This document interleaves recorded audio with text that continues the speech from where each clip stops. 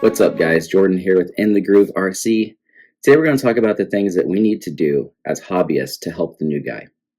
How often do we go to tracks and there's somebody new and we see him struggling, but we don't do anything? I don't care if you're a professional, if you are somebody who's only been doing this a year, you know more than the guy who just started coming into it. For the last year, I've been helping a gentleman who's a lawyer by trade. He does something that I have no idea how to do, but I always worked with my hands. I was able to teach him something that he didn't know. He was able to teach some philosophies to me that I didn't know. And together, we actually built a friendship through helping him learn what it is about RC that makes it amazing. What is it that we like as racers? When we go to the track, to the club race, to the big race, whatever it is, that team player, that team atmosphere, that camaraderie that makes us want to come back over and over again. You know, I often think about my first times going and how there was a couple of people who really kind of took me under their wing and helped me along. It was great. That's what made it worthwhile. But there again, I had some trade experience. I've worked with my hands before. I knew things like camber angle and toe angle. I knew what that was. I was into cars, into racing. But what if I didn't? What if I was somebody who's just coming into this? That is what I want to look at today. So I asked this gentleman that I've been helping for a while, I said, what is it about RC racing as a new guy that made it the most difficult for you? He came out to the track that I was at, and I just happened to be announcing that day. So I had a little bit of time in between, races to talk to him and whatnot. And he had a lot of questions, a lot of good questions that people who are new to this hobby need to know, like, what's the difference between the classes? That's a really good one. A 2- and 4-wheel drive buggy don't look much different if you're on the outside and you're just looking at the track. I helped him through some stuff and he got into it, and he jumped in on a Techno 8 scale, which is awesome. He got a Techno 8 scale buggy, spent some time doing some one-on-one coaching and kind of helping him through, via Messenger, and kind of going over and helping him build a couple times. The thing that was really noticeable is when he was talking to other people at the track, even looking at the manual, there was not much to help him along. I was like, wow, we really need to do a better job to help the new guys come into this that don't know. His response to my question was, one thing was building gear diffs, just in general. Like I said, he bought the Techno 8 scale buggy first. And one thing he said was neither Techno nor X-Ray explains that the printing on the gasket goes up, plain side goes on housing. This is something that should be in the manuals. This is something that new guys, they're not going to know that one side is flush and one side's got a slight bevel to it. It's sad because before he reached out to me, he ended up rebuilding his diff 7 times and couldn't figure out why it was leaking. And nowhere in the manual was anything saying that the gasket is supposed to go on with a printed side up and the plain side on the housing. That's kind of on us. That's on the manufacturers. That's on us as racers at the track, not letting guys know. Another thing that he had a question on, well, before I move on, I should say, he did this and had no more leaks on any of his cars. He now has 4 cars. He has a 8-scale buggy, an 8-scale truggy, an X-Ray XB420 or 21, and then a XB221. So he's got a 2-wheel drive buggy, a 4-wheel drive buggy that runs both in spec class, and then an 8-scale buggy and truggy, all e-cars. I was really proud of him because he actually took the time to move onto online, ask questions on there, learn for himself, but he also asked me a lot and I helped him through a lot. It's awesome to see that he moved from not being able to really do anything to being able to go out and have this amazing setup to where he's able to now run into A mains, which is really cool to see the advancement from not being able to do anything to moving to A mains within 1 year. So I thought that was pretty awesome. Another question he had was about shimming diffs. He said, how do you assess when it's necessary? The manual basically says just feel it and see without ever explaining how much play is acceptable. We oftentimes talk about spur and pinion and how you have to have your play in your spur and pinion. You have to have a good mesh in spur and pinion. And that's easy because the motor moves. We don't have to worry about shimming. How often is it that we're just like, oh yeah, just make it like that, but we don't explain what it is? Just say, hey, yeah, they have to have the good mesh. Well, guys then take it and they just jam it together. Then when you do that, it goes like this and you end up breaking teeth. Or they'll put them out here and like, oh yeah, that's good enough. And then it's just, every time you hit the brakes, it's just skipping over teeth. The good spot is kind of like right here, where there's that slight play in the gear to where it rotates freely, just like my hands are doing right now. It rotates freely without binding on it, but without chipping the ends of the gear and without jamming in and binding so hard it's going to break the gears. And if it doesn't break the gear, if it is a hardened helical gear, like most differentials are, it's just going to end up overheating everything, melting the rear end, melting the front end, melting the center, shorting out the ESC, and then you're just back to square one all over again. That is kind of the happy spot on shimming. Most cars anymore, I can't speak for every brand, but I know most of them, if they require a shim at all, it's going to be one. Very rarely do you ever need more than one shim, in my experience. That can't be said for everybody's experience. Let's move on. Another one, the importance of reaming arms and checking for free movement in general. The X-ray manual is good about pointing this out, but Techno says nothing at all. Thank you, X-ray, for actually saying something about reaming arms out. Everybody else, please take note. Reaming arms is very important. If your arms are not moving freely, then you cannot have a fast suspension. You need free movement in order to have a fast suspension. A faster suspension means a faster suspension reaction, inevitably meaning the wheel stays on the ground more. When the wheel is on the ground more, you get faster reaction times. You get better handling. You get everything that makes the car more fun to drive. Why are we not telling people this? Why are we not saying, ream your arms? Well, they're perfectly machined.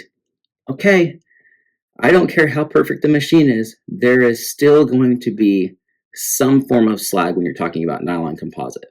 There is some form of slag in every type of nylon composite. I've never seen a perfectly machined item. Even ones that say they're pre-reamed are never actually that great. I ream every single arm before I put it on, and usually always get some sort of flakage off of it from a little bit of burr in there or something that's going to grab onto the arm. As let's face it, these suspensions move really, really, really fast. Like really fast, right? They move really fast. Well, when that arm is moving fast, it's creating heat between that nylon composite arm or graphite composite arm or carbon composite arm, whatever type of arm it is, it's creating friction in there against that metal. What happens when metal and heat and plastic and heat get together? They expand. So if you don't have a reamed arm, there's no room for expansion, and then they bind up and then they don't move. This is why we need to be very adamant about reaming. He also asked about gluing tires. I showed him how to do it. There is a difference between how you glue a 1/10 and a 1/8 scale tire. It's very similar. I would say it has a lot to do with this. Clean, clean, clean. Your rims should be clean. Your tires should be clean. And if you're not cleaning them, start cleaning them. If you want the glue to seat, it cannot have debris in between. It has to be the plastic and the rim and the tire. Seat it together so they can bond. If you have debris in there, the tire is bonding to the debris, the rim is bonding to the debris, and they're just going to come apart under friction. Especially when you see how much some of these cars pizza cutter, meaning the tire is under throttle, weight shifts to the rear end, front end comes up, big old donuts. That's not good. Another thing that a lot of guys that are new, I know I did this myself. When I was gluing, I had the tire and I was trying to get all the glue down in the groove, real good and heavy, You don't need that much. It's really, really thin glue. It expands, it spreads out. So quick wrist movements, quick wrist movements, quick wrist movements, all the way around. Doing so will give you a good beat all the way around. Adam Drake has a really great video on gluing tires. He shows you both ways of doing it with the foam insert in the tire and not gluing the foam. And he also shows you how to do it with gluing the foam. This is kind of, I don't want to say this, but it really is. It's a feel thing. How you feel the car drives better with the tire foam glued or with it not. I prefer with it not. Reason being, I like a broken in foam. So what I'll do is I'll take a burned out set of tires, I'll take the foam out of it, and I'll take that used foam that may have only had a couple races on it into a new set of tires because I really like a broken in foam. I like how the broken in foam feels on the track. And let's face it, if you're on a really abrasive track, you're not going to get that much runtime on your tires anyway. The foams usually last longer than tires do on abrasive tracks. That's just personal opinion, personal feeling, personal preference. Some guys like the new foam. few and far between like the new foam, I should say. So, and same with the new tire feel. Nobody likes a new tire feel. They're all loose and squirrely. You have to get that edge burned off. You know, and if you're running a treaded tire, they always have a pointed edge. Well, as you run, that edge rounds out and gives you more contact, which in turn gives you more traction. Another great item here of interest. You need two of the same tool. Yes, you do. As many times as people will say, no, you only need one tool set. No, from experience, get two. You'll need, sometimes for shocks, you'll need two 5.5 millimeter nut drivers or two 7 millimeter nut drivers. You need more than one. You really do. Otherwise, you're trying to use needle nose pliers to hold a nut while you're trying to drive a nut on the other side that's the same size because you've only got one 5.5 millimeter for your shock on this side, and on the other side's a nut because it's a collet that runs through the shock tower and has a nut on both sides. If we tell them that, they'd be happier. They don't have to make multiple trips to a hobby store or to online. Please purchase from your local hobby shop. They are few and far between, and the ones that are left are not being able to do so well because everybody's going online. Your local hobby shop is where your track is at. If you don't have a hobby shop, most of the time you don't have a track. Support your local hobby shops. End of rant. Another one he had was soldering. Watched a bunch of videos on it. There's a lot of tutorials out there. There's a lot of great tutorials on soldering. But none of them, I love the word he uses. He says, inexplicably, no one ever bothers to say how hot the iron is. It's true. How hot should the iron be? Well, if it's too cold, you'll never get the solder to melt. If it's hot enough to melt the solder, that's good, but it might not be hot enough to get it to stick to the vehicle itself, to the motor, to the battery plugs, whatever the case may be. If you're new, I would say a good spot to start is a 7 to 750 range. Fahrenheit. Sorry, it's Fahrenheit for Americans. Everybody else, I'm not sure what Celsius is. I apologize. 7 to 750 degrees. That is a really, really good point to start at because it gives you time to work. When you're running really hot, you have a risk of burning the solder or having an issue with the product itself, the motor itself, the whatever it is you're soldering on, you might have an issue there. It's not typical, but I've had it happen myself, so I like to put that the disclaimer out there. If you're getting to where you're like, okay, I'm good with this, I feel like I can do this at a hotter temperature, you want to be able to get, all three motor joints soldered in 10 minutes time, and all your wires tinned, meaning covered and coated in solder, then you can bump it up. For instance, I prefer 850 to 860 degrees. So that is my go-to temperature. With that, you can get a pretty decent setup. Also, Velcro on the bodies, it's a great way. As you can see here, the solder looks pretty good on that motor. That's running at 860.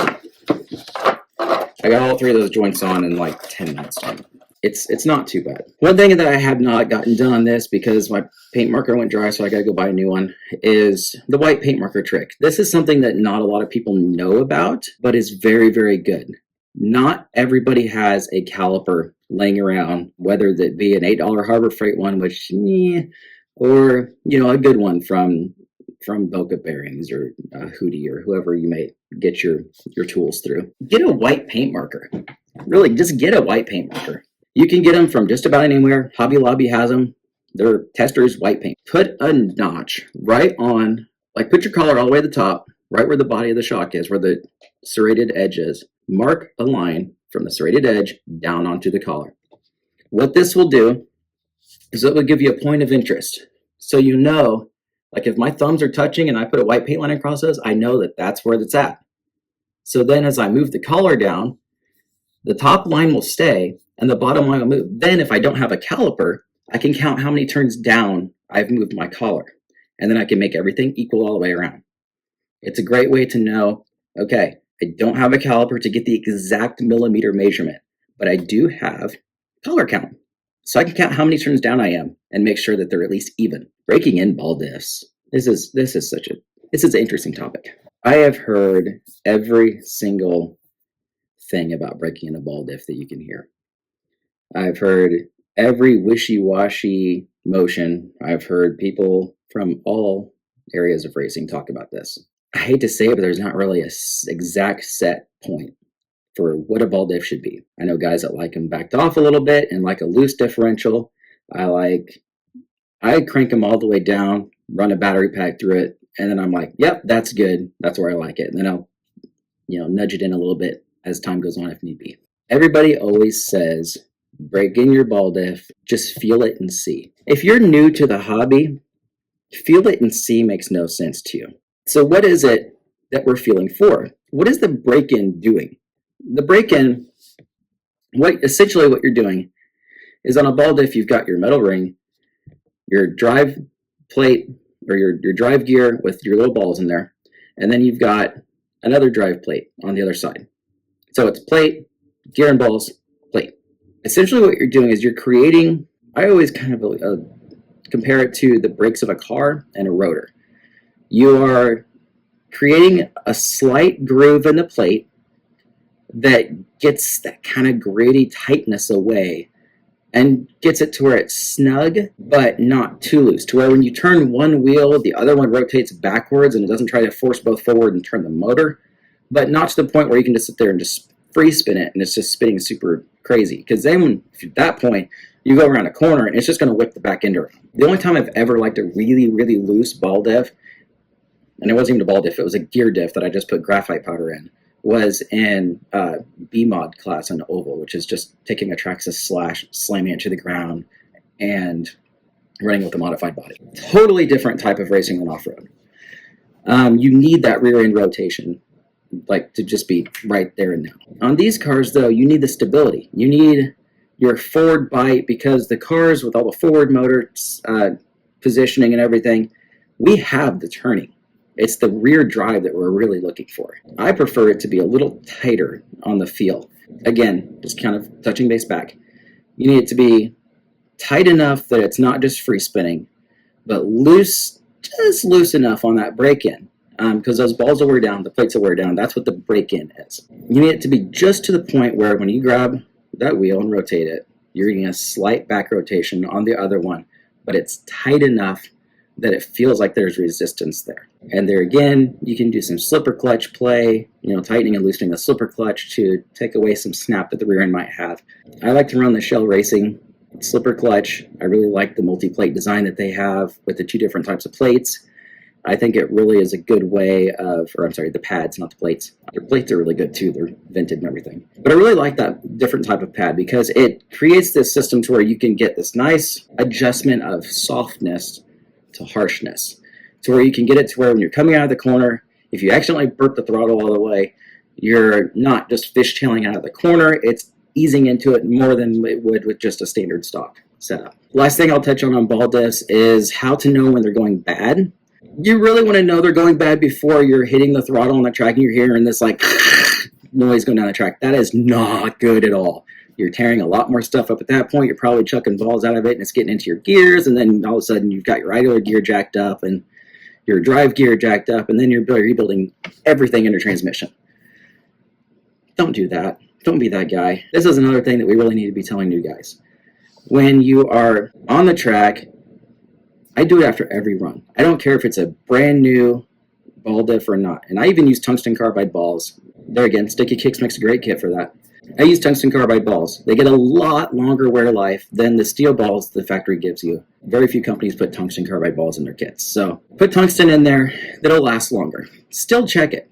And what I mean by check it is when you pull off the track, grab the rear wheel, and do that slow turn again.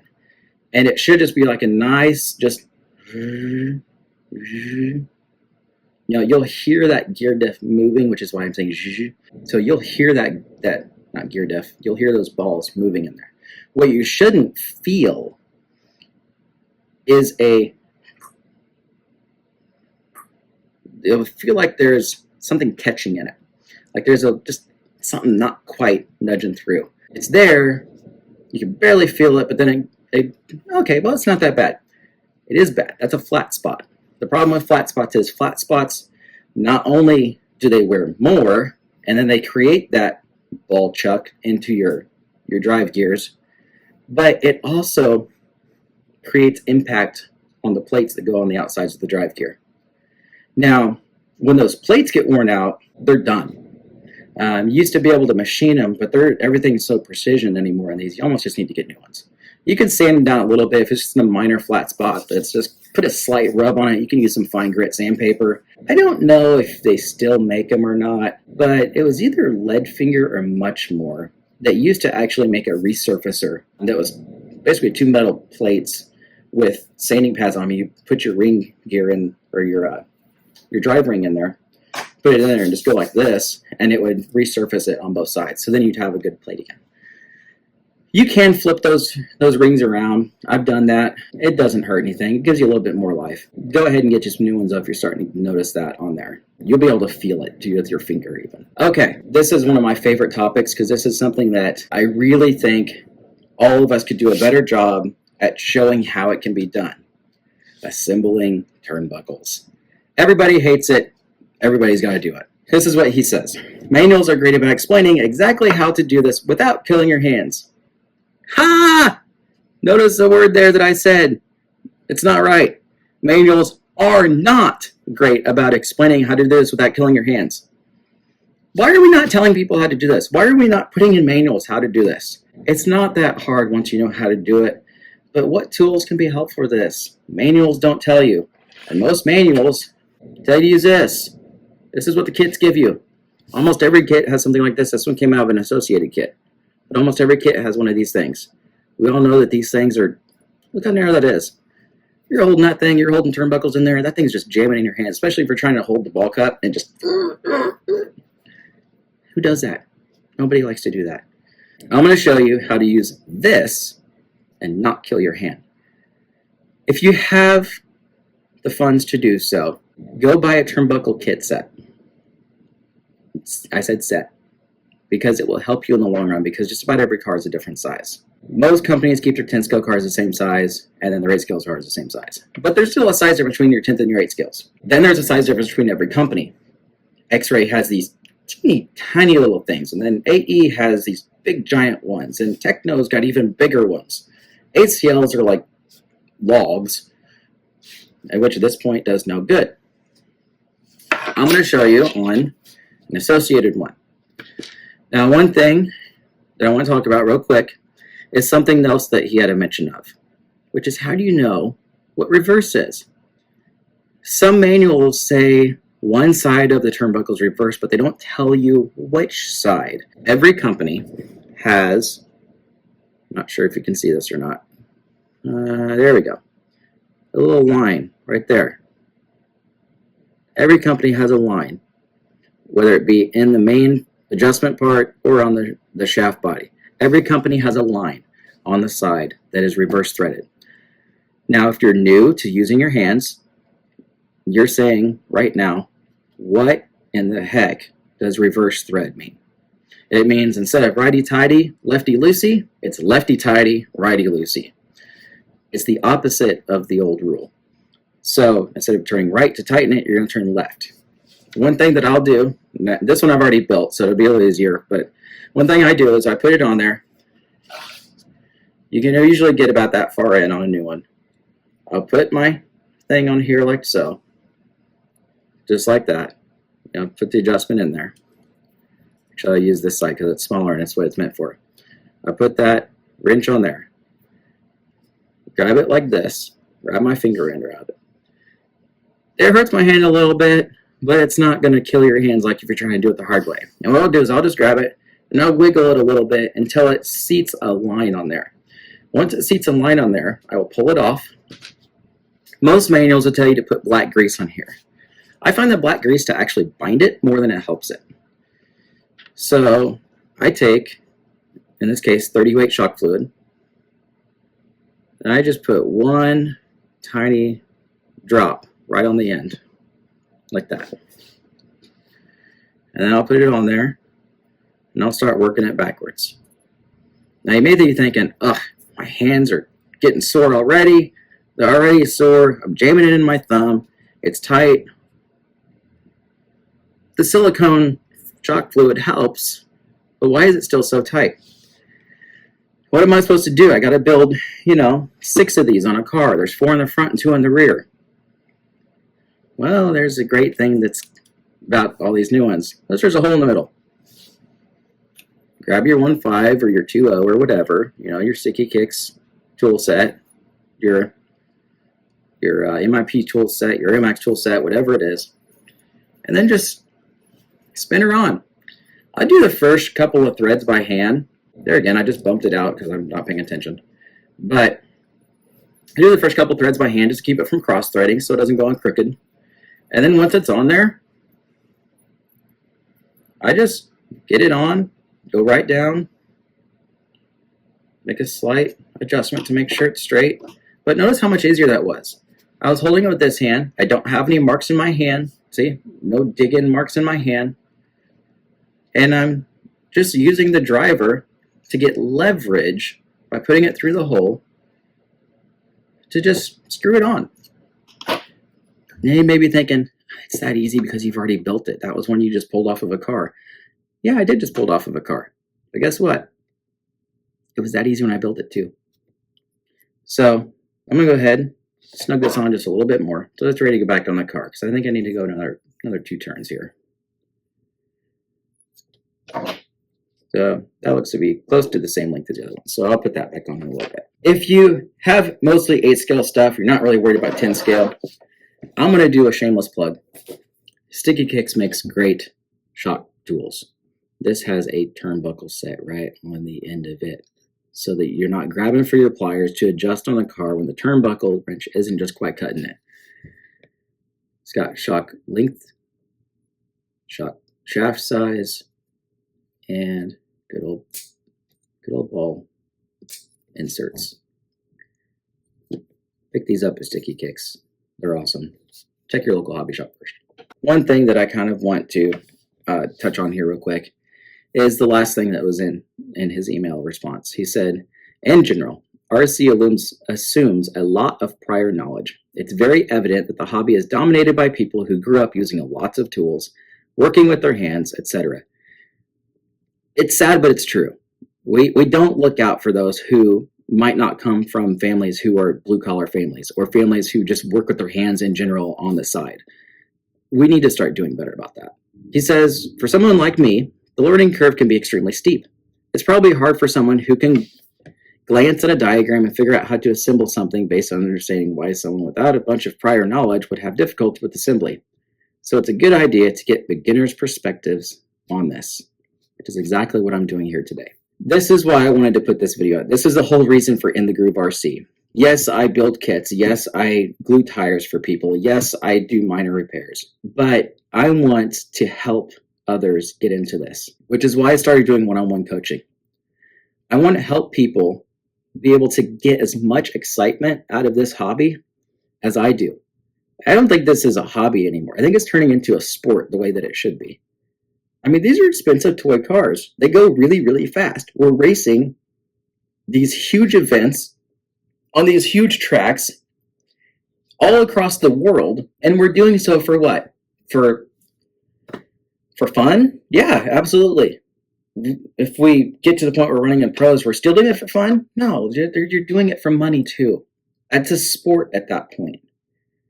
I don't care if you're at the club level racing or if you're running the full international circuit with IFMAR. It should be fun at every level. I talk to guys at the dirt track, local dirt tracks, guys who have what we would call minor sponsorships. You know, everybody rags on the 50% guy in this hobby. Yeah, I get I see where it's hurting the industry, and I see where it's helping the industry. And there's some guys out there who are like, there shouldn't be any sponsorships except for the top drivers. Well, why did they do it in minor racing then, or in big car racing? You go to any dirt track, you see a guy who only runs the 5 tracks that are within 2 hours of his house. He has minor sponsorships. It's not hurting dirt track. I go to the dirt track and I see more cars there than when I was a kid 25 years ago. You know, minor sponsorships help because people who put time into this, good minor sponsorships help. The people who go after the people who put time into it to help others, who put time into it to do good at a racetrack, to do tuning well, those people are the ones that deserve sponsorship. Not the guy who's just like, well, I'm somebody and I'm here. I spend a bunch of money on cars, so I should get a sponsorship. That's not the case. Sponsorship should be for those who are wanting to advance the hobby, advance the sport. If you're not out to advance something and you're only in it for yourself, then you're not really in it for the right reasons. I don't care if it's sport. I don't care if it's your work or if you're involved in a church. If you're doing it for yourself, for a title, then you're not doing it for the right reason. I don't drive for Sticky Kicks because I want a discount at Sticky Kicks. I drive for Sticky Kicks because I believe in everything that they do and I believe in their product. I don't just try to go out and run for somebody because, I can. I want to go for the company that is going to have the team atmosphere of moving the sport forward. I want to be with people who are going to move it forward. Too many times this happens, and I've seen it happen at local club racing even. A guy is all about helping people, gets the sponsorship, stops talking to people. You realize he's only helping people to get the sponsorship, and stopped. Once it became about, I'm a sponsored driver, it all of a sudden was at the end of it. We need to move this sport forward, not backwards, which means we have to have good team spirit. There's something we could learn from high school football. Team spirit. Nobody's in it for themselves. They're all in it for the team. They're all in it for the touchdown. I want to close with a couple of things here. I'm going to grab a couple tires to help me with this, actually. Keep your tires in a bag. Oh, this one got cut. That's not going to help me any. Keep your tires in a bag, though. It helps keep the rubber fresh. I want to talk about, let's go at the width of a car here. Roughly. RC lingo. Racing lingo in general. Here's some things that will help the new guy out. Camber angle. This is the tilt of the wheel. In, out. Camber in, camber out. So when they're saying 2 degrees in, they mean just a slight in turn. That's like more than 2 degrees there. Just slight in turn. There we go. Toe. Toe is how much your tires lean in and out. So if they're sitting like this, that's no good. That's way toe in. You want to either toe straight or just a hair of toe out. Depending on how tight the track is, a little bit of toe out can help. That's pretty much it on that. You also have Ackerman angle, which is when the wheels are in full lock. The inside one will turn more than the other. That's what a positive Ackerman angle is. Negative Ackerman is when the inside wheel is just a little bit less than. I prefer positive, which is why most kits come with +1. Actually, everybody prefers a little positive. It just helps the car turn better. And then bump steer. Bump steer is when you're in the corner, whether the car is leaning or rolling or hitting a bump. It's when the tires steer themselves going into that roller through that bump. They're not, when they're on the ground like this, you turn them, they're at the same. When you lean, it's going to change the angle of the steering just a little bit. That's what a bump steer is. And in big cars, they call it roll steer. Kind of gives you an idea of that. Another one is droop. This is how much your arms drop. A longer droop is when they're all the way down. Zero droop is when the arms are just straight across when you're lifting the car up. Typically indoor, you'll run less droop. Outdoor, you'll run more droop because you're running bigger jumps outdoor. Unless it's some sort of crazy indoor track like 8 scales or Psycho Nitro Blast. That track is... This year wasn't bad. Past years, it looks like dirt bikes would have a hard time on some of them jumps. Just saying. The last thing I want to talk about is anti-squat. Anti-squat, it is as it sounds. It is anti-squat. So when you're on the throttle, the rear end will squat under pressure. Anti-squat is an angle that you put the rear arms at due to the inside hinge pin and the location of the pills, which are little blocks inside the C and D block, which most cars have that kind of setup anymore. That will limit how much the rear end can squat. I'll be honest, I'm kind of a fan of zero anti-squat. I like the zero anti-squat point. I like to see what the car is actually doing. And so anti-squat's kind of one of the last things I'll adjust. And that's backwards of some people. Some people, it's one of the first things they adjust. For me, it's one of the last things I'll adjust. Same with roll center on the arms, like on the links themselves. That's one of the last things I'll adjust. Roll center is essentially the height of where the center point of the roll is.